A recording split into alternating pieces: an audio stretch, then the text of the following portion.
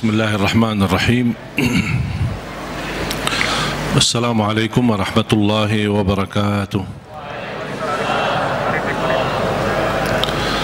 Alhamdulillahi rabbil alamin. Wa ashhadu an la ilaha illallah wahdahu la sharika lahu waliyus salihin.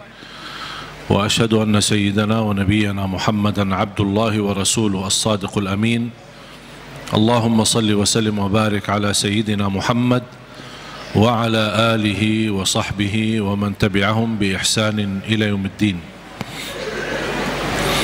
Allahumma allimna ma yanfa'una wa anfa'na bima 'allamtana wa zidna ilman wa tuqa. Para jemaah sekalian yang dimuliakan Allah Subhanahu wa taala,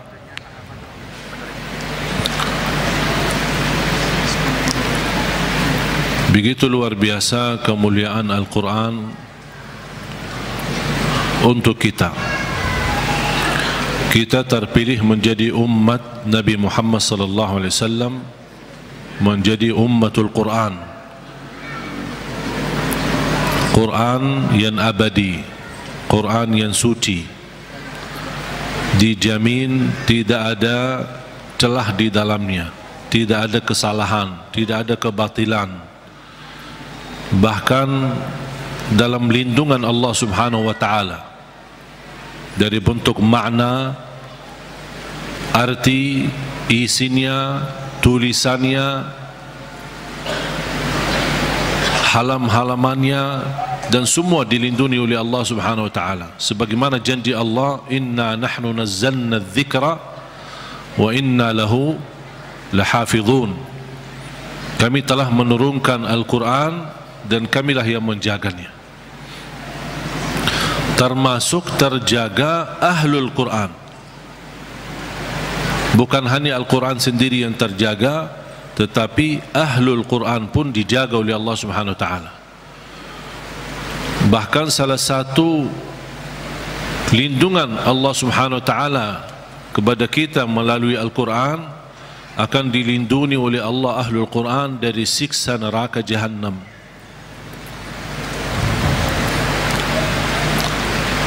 Artinya, kalau ada seorang ahlul Quran tapi masih berlaku dosa maksiat, dan seandainya dihukum oleh Allah untuk masuk neraka sementara, untuk disucikan dan membersihkan dari dosa dan maksiat, neraka pun tidak akan mampu menghanguskan kulitnya dan tidak akan mampu membakar hatinya, karena isinya Al-Quran.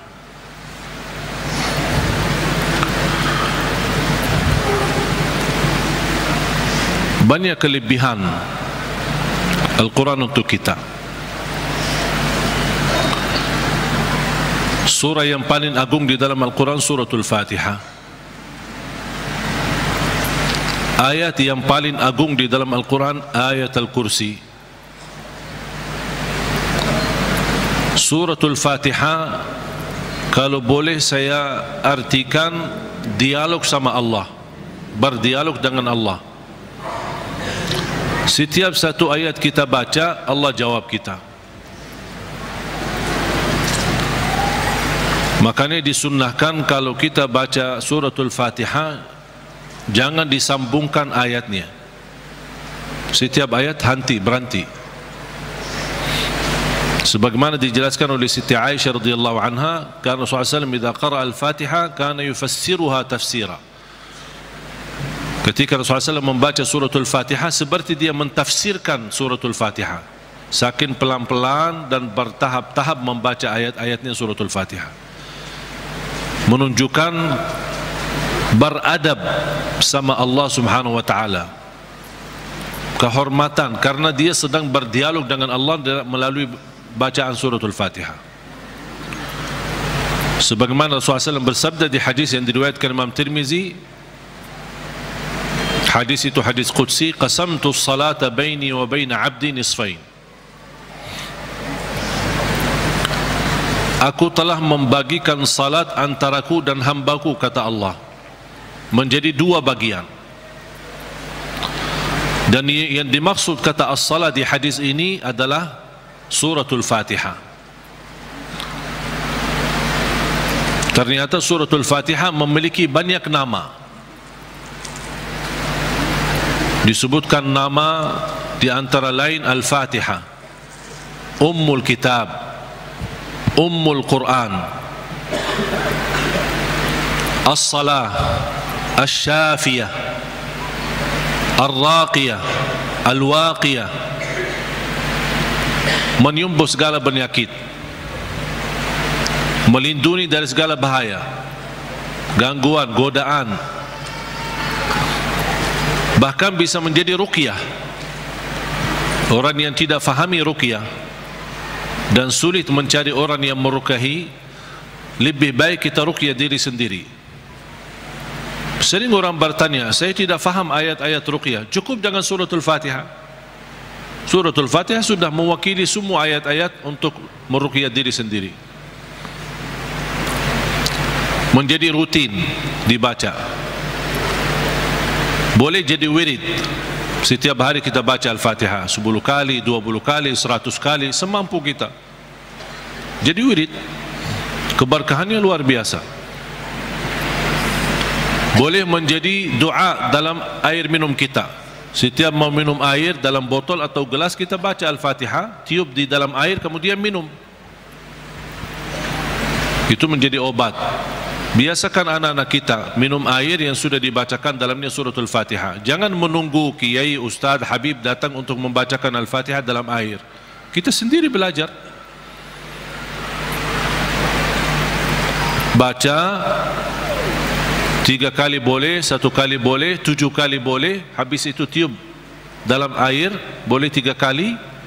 Kemudian silahkan minum, kasih kepada anak-anak kita.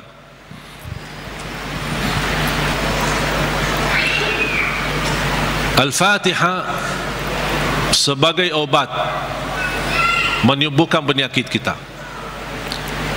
Ada yang merasa gesak di hati, merasa stres kepalanya, boleh taruh tangan yang kanan di atas kepala dan baca Al-Fatihah.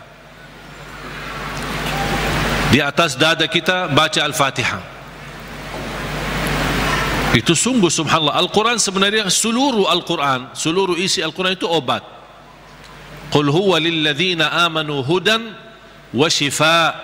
Sungguh Al-Quran itu petunjuk dan obat, menyembuhkan penyakit bagi orang-orang yang beriman. Berarti Al-Quran menyembuh penyakit hanya berlaku bagi orang yang beriman. Yang tidak beriman tidak berlaku.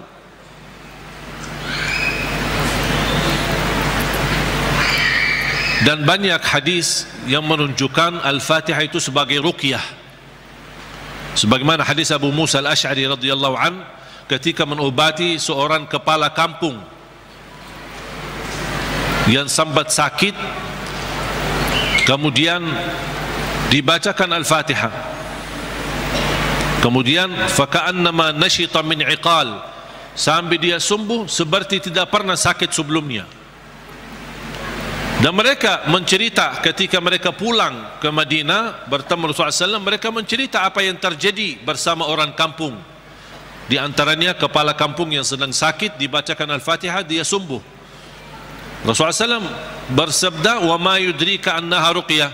Dari mana wahai Abu Musa kamu tahu itu ruqyah? Itu menunjukkan Rasul setuju dengan perilaku Abu Musa Al-Asy'ari. Kembali kepada hadis yang diriwayatkan Imam Tirmizi, hadis yang qudsi, qasamtu salata baini wa baina abdi nisfain. Aku telah membagikan salat antaraku dan hambaku. Ini Allah yang sedang bicara di hadis qudsi itu. Berarti salah satu nama suratul Fatihah As-Salah namanya.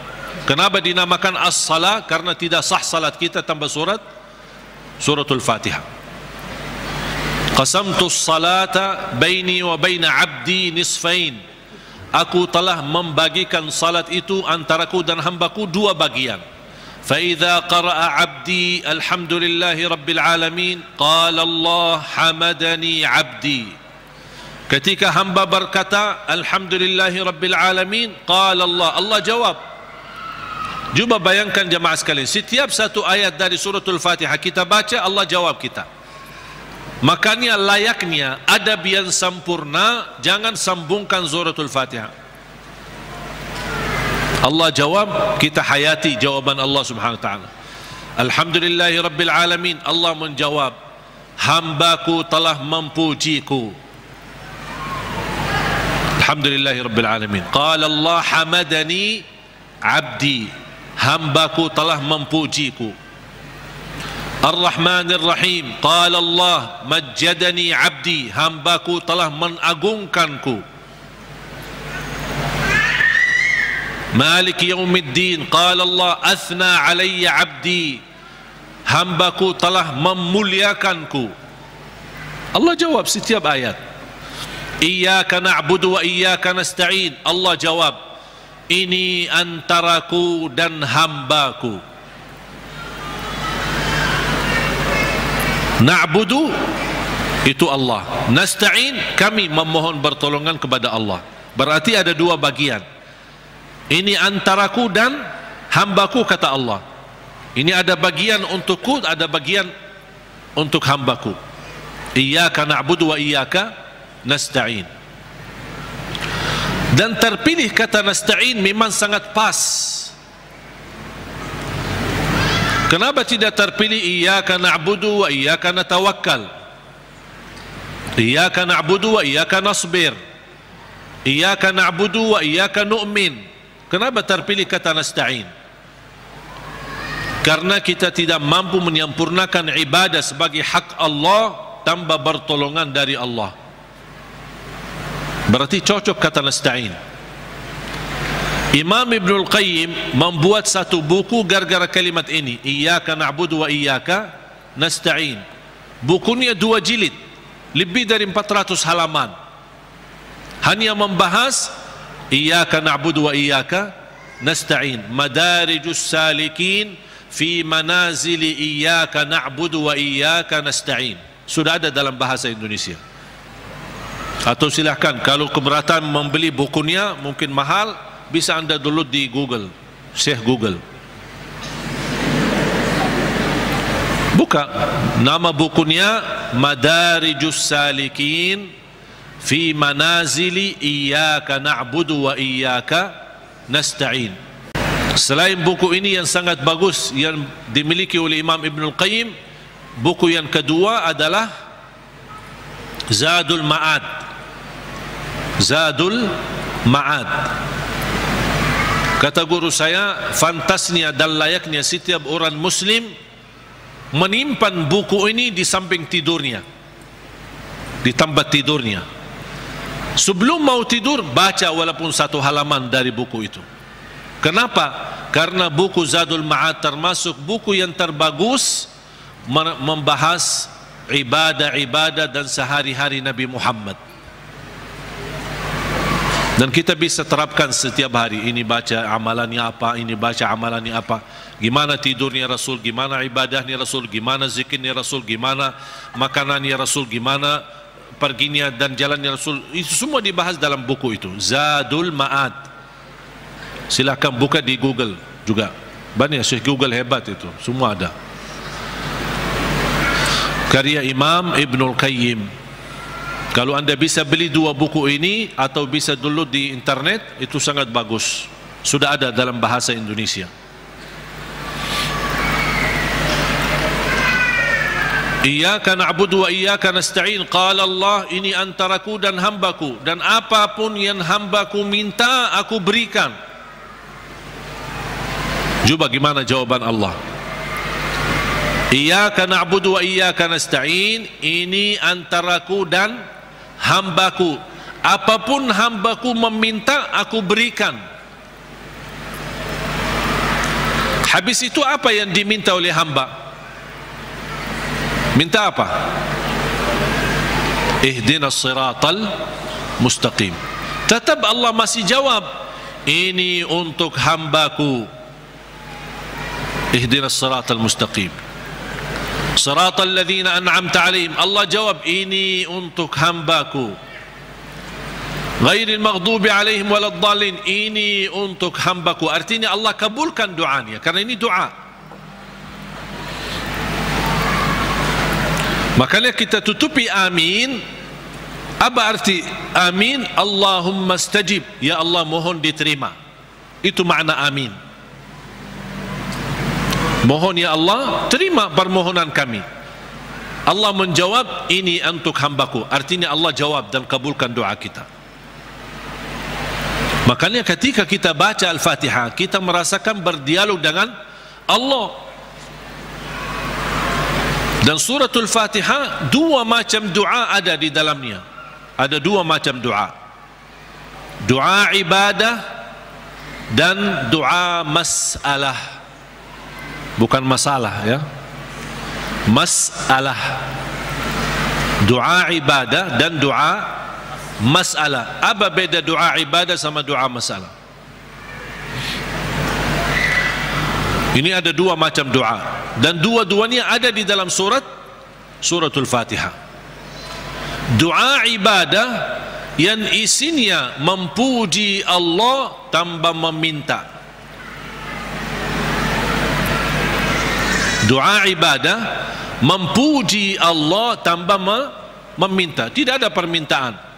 Contoh, Alhamdulillahi Rabbil Alamin. Apa permintaannya? Tidak ada. Cuman artinya apa? Memuji Allah. Segala puji bagimu ya Allah. Dan tidak ada kata yang terindah daripada kata Alhamdu. Karena Alhamdu sudah mewakili semua segala pujian. Artinya jemaah sekalian, kalau ada di antara kita yang tidak faham cara yang terbaik memuji Allah, tidak hafal kata-kata yang panjang dan indah, tidak hafal Asmaul Husna, aku ingin memuji Allah, cukup satu kata, Alhamdulillahi Rabbil Alamin, mewakili segala pujian. Makanya kata ini sangat luar biasa. Kalau diartikan dalam bahasa Arab, segala puji bagimu ya Allah, artinya semua pujian bagimu ya Allah, segalanya. Makanya disebut kata itu doa ibadah, karena isinya memuji Allah tapi tidak meminta, tidak meminta apa-apa. Doa yang kedua, doa masalah, yang isinya memohon sesuatu. Memohon sesuatu. Contoh, ihdinas siratal mustaqim. Itu kan ada permintaan. Makanya disebutkan doa masalah. Layaknya setiap kita berdoa diawali dengan doa ibadah, baru masuk kepada doa masalah. Itu adab, tata cara doa. Jangan langsung baru berdoa, ya Allah ampuni ya Allah. Puji dulu. Karena Allah senang mendengar pujian hamba. Allah senang. Buat Allah senang dulu, baru minta. Dan itu sudah dibuktikan oleh suratul Fatihah. Makanya saya selalu berkata, bagi orang awam yang tidak bisa berdoa, tidak mampu doa, tidak hafal doa, atau tidak memfahami bagaimana bisa berdoa, dia cukup membaca Al-Fatihah, mewakili semua doa. Karena isinya doa ibadah ada, memuji Allah tanpa meminta, dan juga ada isinya doa masalah. Boleh enggak saya baca Al-Fatihah supaya anak saya mendapatkan hidayah, supaya anak saya disembuhkan oleh Allah, supaya saya dapat jodoh, supaya saya diberikan kemudahan? Doa. Al-Fatihah mewakili semua doa bagi orang yang tidak faham doa atau tidak bisa berdoa. Jadi diawali doa kita dengan ibadah atau doa ibadah yang isinya memuji tanpa meminta, baru masuk ke tahap yang kedua, doa masalah, memohon kepada Allah Subhanahu wa taala. Dan juga tolong jemaah sekalian perhatikan, habis dibacakan Al-Fatihah sampai iyyaka na'budu wa iyyaka nasta'in, belum meminta apa-apa. Kita memuji Allah, mengagungkan Allah, memuliakan Allah, kemudian kita mengaku sebagai hamba Allah, dengan kita ikrarkan iyyaka na'budu, itu hakmu ya Allah, dan kami memohon pertolongan. Dan pertama permohonan bertolongan kepada Allah, dan yang terbaik pertolongan yang kita mohonkan kepada Allah adalah minta hidayah kepada jalan yang lurus. Jemaah sekalian, ayat Al-Fatihah disusun itu betul-betul rapi, tidak sembarangan kata-kata yang terpilih, termasuk meminta hidayah. Kalau kita dapat hidayah, segala urusan kita beres. Karena kata ihdinas siratal mustaqim bukan berarti kita memohon hidayah kepada jalan yang lurus dalam hal agama. Itu tidak, bukan hanya itu saja. Tapi ihdinas siratal mustaqim dalam mengurusi rumah tangga, ihdinas siratal mustaqim dalam mendidik anak, ihdinas siratal mustaqim dalam mencari nafkah dan rezeki, ihdinas siratal mustaqim dalam kehidupan kami sehari-hari, ihdinas siratal mustaqim dalam beribadah, ihdinas siratal mustaqim dalam ikhlas, ihdinas siratal mustaqim dalam sabar, ihdinas siratal mustaqim dalam syukur. Semua hal-hal yang kita butuhkan, dunia maupun akhirat, ibadah maupun tidak ibadah, beramal apapun, kita memohon petunjuk hidayah kepada jalan yang lurus. Artinya kita memohon melalui ayat ini, kita berharap segala aktivitas kita bisa mendapatkan yang terbaik di jalan Allah. Ihdinas siratal mustaqim, berilah Allah petunjuk kepada jalan yang lurus, yang terbaik. Yang terbaik ikhlas, yang terbaik rumah tangga, yang terbaik mendidik anak, yang terbaik dalam menjaga diri, yang terbaik melindungi diri, yang terbaik mencari nafkah dan rezeki, yang terbaik mencari kerjaan yang baik, yang terbaik dalam beribadah, yang terbaik dalam tahajud, yang terbaik dalam majlis ilmu, yang terbaik dalam menghafal Al-Quran. Semua kita berharap melalui ihdinas siratal mustaqim sudah termasuk segala yang kita inginkan, dan kita hanya meminta bukan sesuatu yang baik tapi yang terbaik. Ihdinas siratal mustaqim. Contohnya seperti apa? Siratal ladzina an'amta alaihim. Ya Allah, kami memohon petunjuk kepada jalan yang lurus sebagaimana ada hamba-hambamu yang telah mendapatkan karunia nikmat-nikmatmu. Siratal ladzina an'amta alaihim. Ya Allah, kami ingin dapat seperti mereka. Seperti Sayyidina Abu Bakar, seperti Sayyidina Umar, seperti Sayyidina Utsman, seperti Sayyidina Ali, seperti Siti Khadijah, seperti Siti Aisyah. Kita ingin seperti mereka, siratal ladzina an'amta alaihim. Janganlah ya Allah seperti orang-orang yang dimurkai oleh Allah atau orang yang tersesat. Ghairil maghdubi alaihim waladdallin. Ya Allah, jauhkan, lindungilah kami dari situ, dari hal-hal yang mendapatkan kemurkaan-Mu. Kami tidak mau. Kami mau sebagaimana hamba-Mu yang telah menerima karunia nikmat-nikmat, siratal ladzina an'amta alaihim. Itu yang kami mau ya Allah. Tapi jangan di jalan orang-orang yang dimurkai Allah dan orang-orang yang tersesat. Apa beda al-maghdubi alaihim waladdallin? Bedanya apa? Orang yang dimurkai Allah sama orang yang tersesat. Orang yang dimurkai Allah yang memiliki kemampuan ilmu tapi tidak menggunakan ilmu untuk mendekatkan diri kepada Allah, sombong. Mereka berilmu tapi sayang sekali ilmu yang mereka dapatkan hanya ingin menunjukkan kelebihan diri, menunjukkan dirinya sebagai orang yang hebat, bukan untuk digunakan untuk mendekatkan diri kepada Allah. Dan ketua umum majlis al-maghdubi alaihim orang Yahudi. Ketua umum majlisnya orang Yahudi. Yahudi adalah kelompok atau golongan yang berilmu, tapi mereka mendapatkan kemurkaan Allah karena mereka tidak pernah menggunakan ilmu tersebut. Justru kecerdasan mereka dengan kehebatan ilmu mereka, mereka menggunakan untuk susahkan umat. Paling hebat ilmu ekonomi Yahudi, paling hebat ilmu media Yahudi. Makanya sekarang mereka seluruh media itu dimiliki oleh Yahudi. Ekonomi dunia dikuasai oleh Yahudi. Karena mereka punya ilmu, tapi mereka kenapa kuasai? Bukan untuk digunakan untuk kemudahan bagi manusia, tapi justru mereka menggunakan untuk kemanfaatan buat mereka sendiri. Makanya Allah murka terhadap mereka. Waladhdallin, orang-orang yang tersesat, yang suka mengamalkan amalan-amalan tapi tidak ada ilmunya. Kenapa kamu lakukan? Tidak tahu. Saya cuma suka itu, tapi tidak ada ilmunya. Contohnya, ketua umum majlis Waladhdallin adalah Nasrani. Nasrani ahli ibadah, beda sama orang Yahudi. Kalau Yahudi ahli ilmu, kalau Nasrani ahli ibadah. Bahkan mereka menggunakan rahbaniyah, memaksakan diri beribadah sepanjang hari. Sampai ada yang mendiamkan diri di sebuah tempat yang tidak bisa ditinggalkan, tidak mau nikah, tidak mau makan daging, tidak mau makan ini segala. Ini semua dilakukan oleh mereka.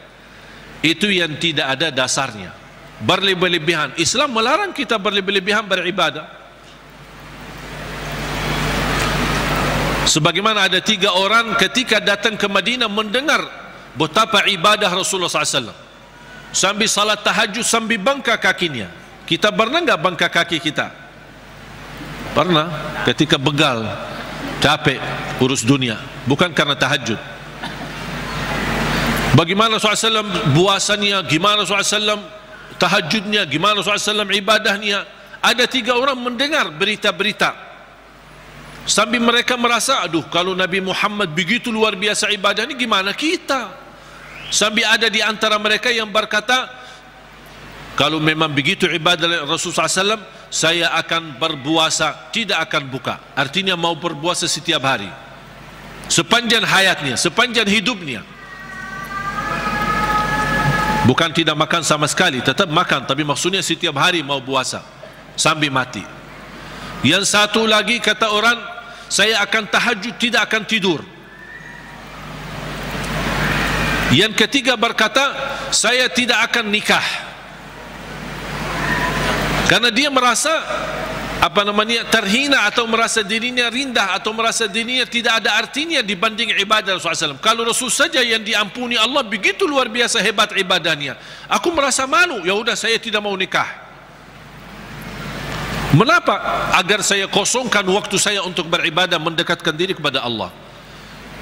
Ada di antara mereka yang di riwayat lain disebutkan, saya tidak mau makan daging. Berita ini, bercakapan mereka ini, berbicaraan mereka ini sampai ke telinga Rasul. Rasul naik mimbar. Ma balu aqwamin, menapa ada kaum atau berkataan seperti ini? Inni la atqakum lillah wa akhsyakum lah. Aku yang paling takwa kepada Allah dan paling takut kepada Allah. Aku tahajud dan tidur, aku puasa dan buka puasa, aku makan daging atau juga nikah. Rasul menceritakan ini semua tidak akan menghalangi kita kalau kita mau bersungguh-sungguh beribadah. Itu yang disebutkan kata rahbaniyah yang sering dilakukan oleh Nasrani. Makanya kita memohon petunjuk pada jalan yang lurus, tapi jangan sampai kepada jalan yang dimurkai Allah atau jalan yang tersesat. Kami tidak mau punya ilmu tapi tidak pernah gunakan ilmu untuk mendekatkan diri kepada Allah. Saya tidak mau juga beramal tanpa ilmu, karena saya khawatir nanti jadi orang yang tersesat. Amin. Allahumma terima. Ya Allah, mohon diterima.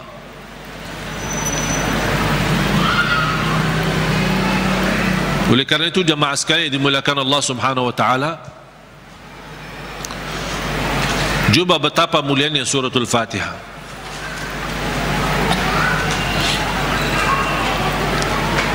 Saya hanya menyampaikan sejarah singkat. Saya belum membahas sejarah detail. Mulai dari Bismillahirrahmanirrahim, mulai dari Alhamdu, bagaimana, kenapa ada al, dan apa arti daripada al, kenapa terpilih Alhamdulillahirrabbilalamin menjadi ayat yang pertama. Ada juga berbeda pendapat Bismillahirrahmanirrahim adalah ayat yang pertama. Makanya kalau sebagian ulama menganggap Bismillahirrahmanirrahim ayat yang pertama, makanya dijahar dalam salatnya. Makanya kita perhatikan rata-rata Al-Quran itu selalu Bismillahirrahmanirrahim. Al-Fatihah ada ayat nomor 1. Dibandingkan Bismillah di surah yang lain tidak ada angka. Betul? Karena itu berbeda pendapat antara ulama. Apakah Bismillah itu salah satu ayat dari suratul Fatihah atau tidak? Walaupun sebagian besar memilih Bismillah salah satu dari surat Al-Fatihah, sebagian besar. Sebab ayat suratul Fatihah ini Bismillah, apakah ayat pertama atau tidak, muncullah persoalan yang kedua, apakah boleh jahar atau tidak. Kalau tidak dijahar, tetap boleh atau tetap mewajibkan atau membaca Bismillah. Bagi orang yang suka baca sir, tetap baca Bismillah, karena dia sebagian dari surat.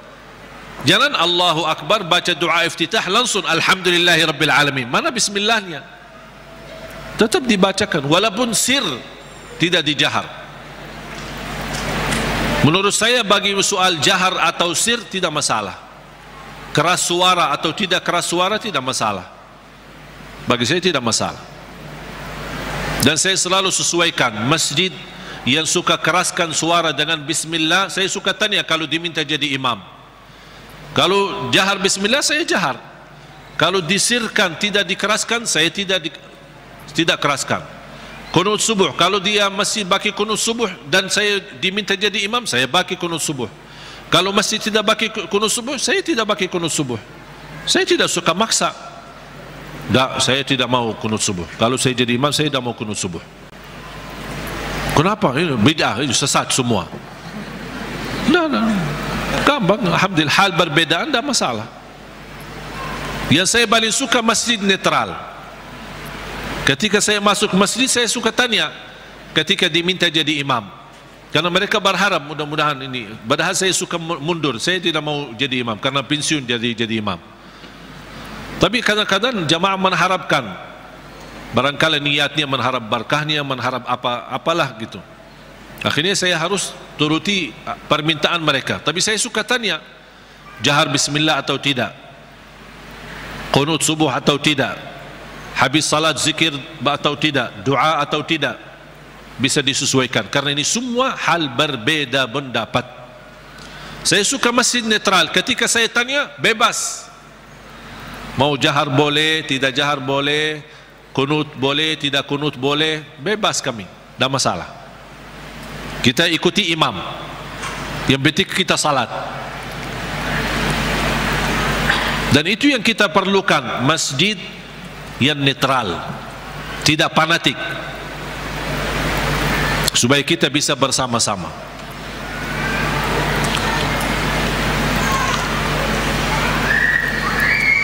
Bismillahirrahmanirrahim. Kalau kita hitungkan Al-Fatihah berapa ayat? Berapa? 7. Itu sudah disepakati. Itu sudah disepakati. 7 ayat. Sekarang gimana kita bisa jelaskan? Kalau Bismillah sebagian dari suratul Fatihah,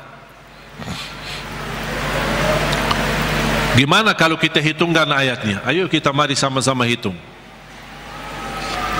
Bismillahirrahmanirrahim 1, Alhamdulillahi Rabbil Alamin 2, Ar-Rahmanir-Rahim 3, Maliki Yaumiddin 4, Iyyaka na'budu wa iyyaka nasta'in 5, Ihdinas siratal mustaqim 6. Berarti tinggal berapa? 1 ayat. Siratal ladzina an'amta 'alaihim ghairil maghdubi 'alaihim waladdallin 1. Berarti jadi berapa? 7. Bagi ulama yang pendapat Bismillah tidak sebagian dari suratul Fatihah, tidak dihitung sebagian dari ayat suratul Fatihah, berarti ayo coba kita hitung. Kalau dikeluarkan Bismillah, mari kita hitung ayat pertama apa? Alhamdulillahi Rabbil Alamin 1, terus Ar-Rahmanir-Rahim 2, terus 3, 4, 5.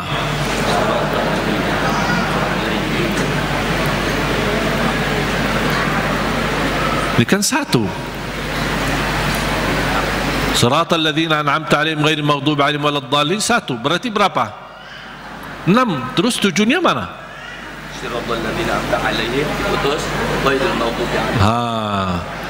Ulama yang menganggap bismillah tidak sebagian dari ayat suratul Fatihah, siratal ladzina an'amta 'alaihim, stop, 1 ayat. Itu yang menjadi yang ke-6. Ghairil maghdubi 'alaihim waladdallin yang ke-7. Karena siratal ladzina an'amta 'alaihim sudah sempurna makna kalau kita berhenti. Sudah selesai, makna jelas, sempurna, tidak ada kaitan dengan selanjutnya. Makanya dianggap itu 1 ayat. Walaupun rata-rata Al-Quran yang kita lihat semuanya tidak ada angka di situ kan?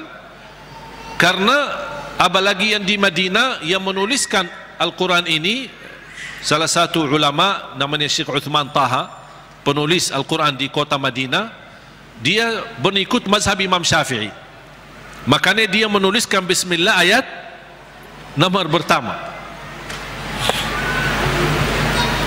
Dan itu yang diberlakukan oleh sebagian besar di mana-mana, di Mesir, di mana-mana selalu Al-Quran kita perhatikan selalu bismillah ayat yang pertama. Yang saya ingin sampaikan, yang kita sudah fahami, Al-Fatihah 7 ayat. Jahar bismillah, tidak jahar bismillah itu tidak masalah.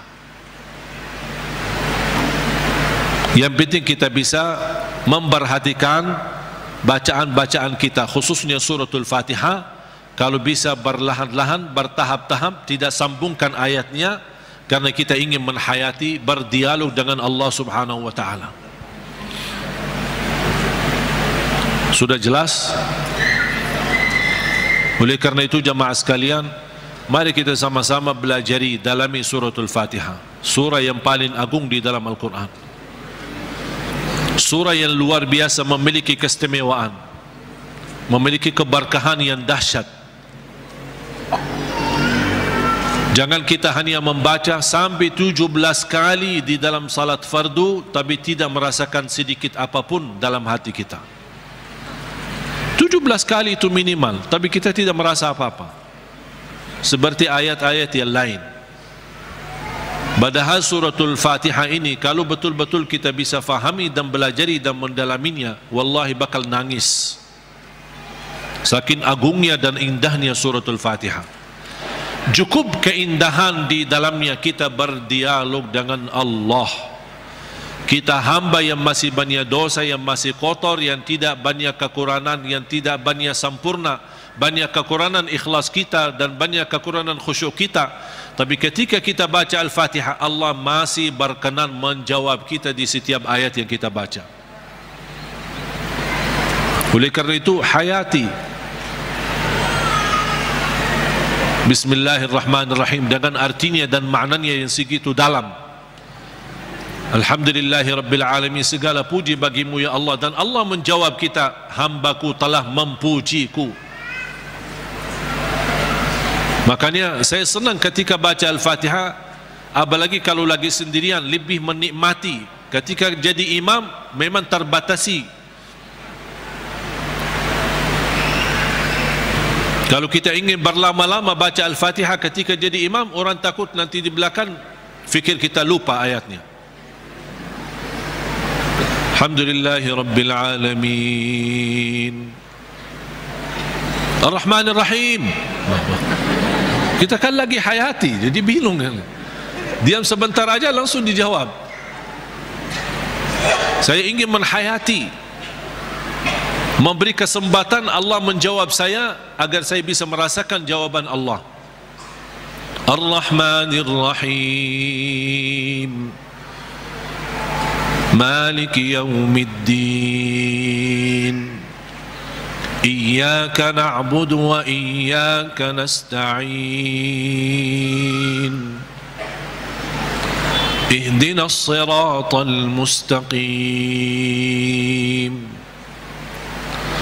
Siratal ladzina an'amta 'alaihim ghairil maghdubi 'alaihim waladdallin.